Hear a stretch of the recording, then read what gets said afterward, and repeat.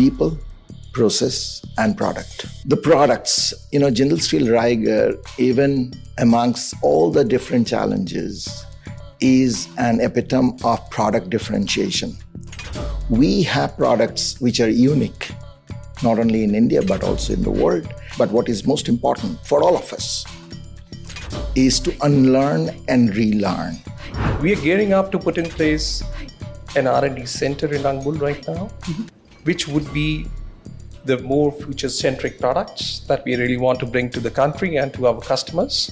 Technology in terms of digitalization is the bedrock. Right. And we are making sure India 2047, what it is going to look like, we are bringing in those digital technologies right now. I would say that what India does differentiate itself on is the quality, intrinsic quality of the engineers on the ground. Clearly, our engineers are very capable, very analytical, very deep, very ready to learn with many of these techniques.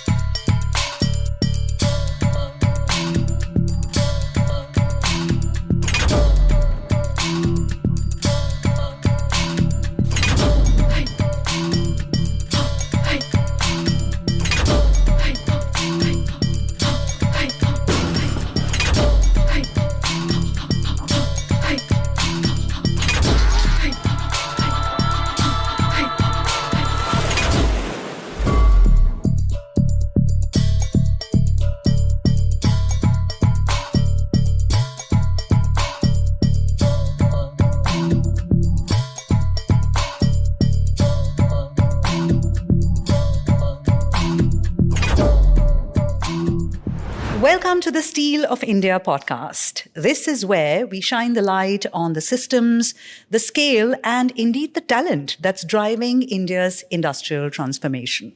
My name is Sheetal, and here's one sentiment that you're going to hear repeated across our episodes. It's the fact that steel is everywhere. And it really is everywhere because, well, it's in the refineries, it's in the railways, it's in the skyscrapers, it's in the smart grids as well. So I wouldn't be wrong to say that it all begins with steel. But the real story isn't really in the production volumes. It is in the discipline, the precision, and the cultures that turn raw material into national ambition. On this episode, we are going to take you to two plants that are at the heart of India's steel journey. And that's why we call this episode Where Steel is Born. Our first stop is going to be Jindal Steel's Angul plant, which is a bold blueprint for scale, for green ambition, and also for digitalization. Next stop is going to be Jindal Steel's Raigarh plant. And this stands tall in areas like consistency, integration, and operational maturity. So we are going to be joined by people who can take us through these plans, and we have another voice as well. Let me welcome onto the podcast Pankaj Malhan, who is Executive Director of Jindal Steel's Angul plant, also overseeing the massive capacity expansion it's in the middle of right now. We're also joined by Sabyasachi Bandyopadhyay, who is the Executive Director of Jindal Steel's Raigarh plant, the flagship one where it all began. And we're delighted, of course, to have Rajat Gupta join us here. He's Senior Partner at McKinsey. He's also someone who founded the industrials and manufacturing practices for McKinsey in India and Asia. So this is going to be a conversation that talks about skilling, systems, mindset, metrics, and also shows us how execution is shaping ambition and what it's going to take for us to set off on a journey to 300 MTPA and Viksit Bharat. So yes, it is fantastic to have these thought leaders with us today. Thank you so much for joining the podcast. Hi, how are you? Good. Thanks. Good. I'm going to be better once we get the conversation started. And Pankaj, I'm going to start with you, right? Jindal Steel's Angul plant on track to become India's largest integrated steel plant. Curious to know what operational excellence really means at scale like this, and what are you doing to prepare for the next phase of expansion and growth? Yeah, fitness, I would say. And fitness comes at the backdrop of discipline. And discipline in terms of execution, in terms of repeatability, and making sure whatever we do is right at the first time. Of course, there are a lot of vectors to this. First vector which straight away comes to my mind is the way we are innovating right now.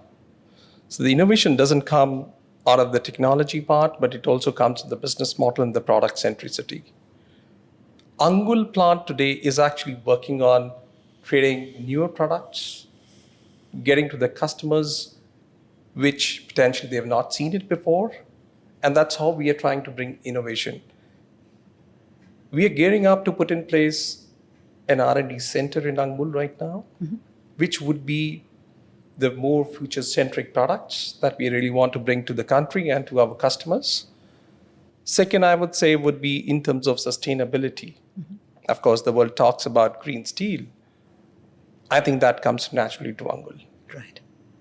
And when I say naturally, Angul is the first plant where we got gas-based DRI generation, and that gas is based out of coal. And I must thank the big bet which Mr. Jindal has put over there. I think we're very futuristic technology. And that is what is giving the hunger to the Angulites to actually get going with the next level of technologies and the systems and processes that we really want. And that really makes us more green in the sense. Third, I would say, which we keep talking a lot, is digitalization. Digitalization, I think, I keep saying that. With the newer technologies, a very recent scale that we are adding up, technology in terms of digitalization is the bedrock. Right. And we are making sure India 2047, what it is going to look like, we are bringing in those digital technologies right now. So I think these three things, coupled with the people centricity, which always remain at the core of Angul and Jindal, that goes hand in hand. I think we are all poised to take Angul to the next level and be at the epicenter of India's steel industry. That's where our targets are. Absolutely. And I was going to come to that actually, because the plant also reflects Jindal Steel's ambition in areas like green steel and digitalization. So I'm curious to know how these capabilities are going to shape the plant's role in delivering on our India 100 vision. That's what the series across, we are trying to spotlight. And there are always two questions when I ask questions. By now, I think most people need to figure that out. But also want to know how you're training teams and systems or preparing them for this future that's going to be both, low carbon and high capacity. I think the capacity addition brings a lot of challenge in terms of developing jobs. And jobs can only be developed if you have skilled workforce with you. We've already launched a big skill center in Angul itself, where we are working with a lot of communities. We're working with our own employees. We're working with the future employees, how we can actually skill them up to the technologies that we need, or India needs, I would say. Second, of course, I think we India as a whole, we see the age group, which is really, really fascinating one. We are really tech savvy. You go to a small rural village also, you'll find an 80-year-old guy working with his mobile. I think that comes naturally to India and Indians. Our take is digitalization is going to be the next wave. While industry is talking about Industry 4.0, we are setting our eyes on Industry 5.0. And that's how we're preparing our workforce into that. And we're very hopeful India's next level, which is 2047, we would be one of the most automated units in the country. Rajat, I must come to you and ask you about, he mentioned Industry 5.0. So what does this digital future for India really look like? Well, let me talk a bit about what is the global benchmark that we are seeing on the implementation of digital and now actually AI. So we've been working with the World Economic Forum for the last 6-7 years, figuring out what the state of the art is, right? So this is the World Economic Forum Digital Lighthouse Program. There are about 170 of them. 15 of them odd are in India. About 2/3 of them we've actually worked with in some way, shape, or form. The state of the art on this is that AI ML, which is machine learning models, amongst the best plants, amongst these 170 plants, of which about 30-40 odd will be process industry plants, AI ML has proliferated. These models are being used aggressively to run large units. Many of them have been wired into the DCSs. So that's pretty wide, it's network wide, and it's seen quite widely. A few of these companies have actually moved where they have control and command centers with very strong infusion of AI to help the operators make decisions. Right. And these are in specific areas like, for example, multi-plants, or they may control outbound supply chains, not just getting information, but actually the data is being used to make decisions and to shorten the period in which decisions are made, make much better and more optimized decisions. And the third thing I would say here is that the newer technologies, which is LLMs and agentic, are getting there. So pilots are being done. A lot of what we call horizontal use cases, like chatbots being used to support somebody who's doing maintenance, are beginning to be seen. What we haven't yet seen at scale is where an end-to-end process has been digitized using, or AIized, if you want to call it that, using these technologies fully. Right. I think that'll come soon. Yeah. So those are some of the things that we are seeing across the world. Wonderful. And thank you for explaining or walking us through what state of the art really means, especially in light of, Pankaj just mentioned Industry 5.0, and we are well on track to getting there from it looks like. But that's not the most important thing. Sometimes there are lessons to learn from legacy operations. And clearly, Sabyasachi, Jindal Steel's Raigarh plant is one of the most iconic that India has today. Begs the question, how does one ensure consistency and, discipline, all the while keeping your eye on reliability, on all those things that a plant like this is known for? Very apt question. Jindal Steel Raigarh, it epitomizes the vision of our founding father, Sri O.P. Jindal ji. It is very well perceived and appreciated. Where others saw the walls, O.P. Jindal ji saw the doors. At the backbone of every industry, there are three things which are important: people, process, and product. When it comes to people, Jindal Steel Raigarh has been able to retain very long-standing employees, quite a significant number of them. And they have been there since inception. So understanding of the equipment when it first came in, how it was installed, how it was commissioned, how it was run, that's very well known. And on top of that, we have brought in people over the years, the newer generation. Right. And they have been trained by these people who have been there for years. The products, Jindal Steel Raigarh, even amongst all the different challenges, is an epitome of product differentiation. We have products which are unique, not only in India, but also in the world, and including some of the things like head iron rails, the track shoes, first time. So there are a lot of firsts in Jindal Steel Raigarh. The third, when it comes to processes, we have one of the most efficient blast furnaces in the industry.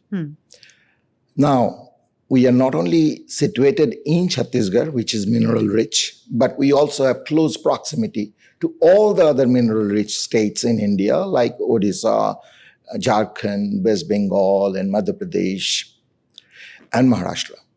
And that helps us to continue to have a very good raw material strategy to produce the steel of our kinds. And in the last, what I would say, that it's a legacy, what we talk about, but it's also a heritage. More than the legacy, it's the heritage that paves the way for Jindal Steel's future. Right. So at the center of everything, we are very community-centered. We want to focus and continue to remain very determined to produce and perfect our community excellence in the whole journey of nation building and sustainable community. Right. And I've got to also ask you this, Jindal Steel's Raigarh plant has plenty to teach us. So I want you to give us a masterclass over here, because it clearly stands out in two specific areas among the other ones that you've mentioned, institutional maturity and discipline. So what can you learn from a plant like this when you're building plants for the future and plants that have solid cultures which last long? What would you tell us? I would say this: learning is certainly a continuous journey. But what is most important for all of us is to unlearn and relearn. When in the 90s, this plant came up and running, we had few assets. We have kept on building on those. But in the process, we not only continuously learned, but also unlearned.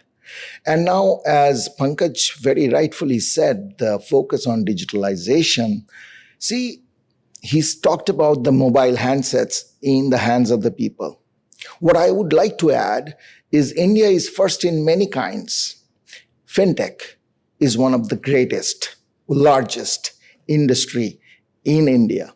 Similarly, Raigarh has built upon its own experiences and products to keep on adding, bring in newer generation, make them not only future ready, but also future performance ready. And that's where I think our entire purpose of putting people together with the single purpose of becoming one of the biggest, we are already, but one of the biggest contributors in the nation building. Wonderful. Thank you for that. And Rajat, I must come to you, right? You worked across several, global manufacturing environments. Tell us about how those environments compare with what we have going for us in India, and maybe some of the opportunities where there's room for improvement. So let me break this answer up into 2 or 3 pieces. I think the first one is people. Again, I've worked in roughly 10 odd countries in the manufacturing setups across 4 continents. And I would say that what India does differentiate itself on is the quality, intrinsic quality of the engineers on the ground. Very often these are frontline engineers. Most other places you won't have degree engineers doing frontline jobs. So they're very smart. I'll just give you one illustration of this. So we were working with a large public sector company, and we were making an assessment of roughly about 1,000 of their people on the readiness for AI. And on a globally benchmarked scale, there were 20% odd people who got more than 95% mark. Usually it's only half of that much that gets above 95% marks. So clearly our engineers are very capable, very analytical, very deep, very ready to learn with many of these techniques. If I compare this to some of the other geographies, the one that comes to mind is, for example, Southeast Asia and China. There's a lot of discipline. So people really work with the process and get to the answers. Right. So what comes with perhaps some degree of creativity in India comes with process there.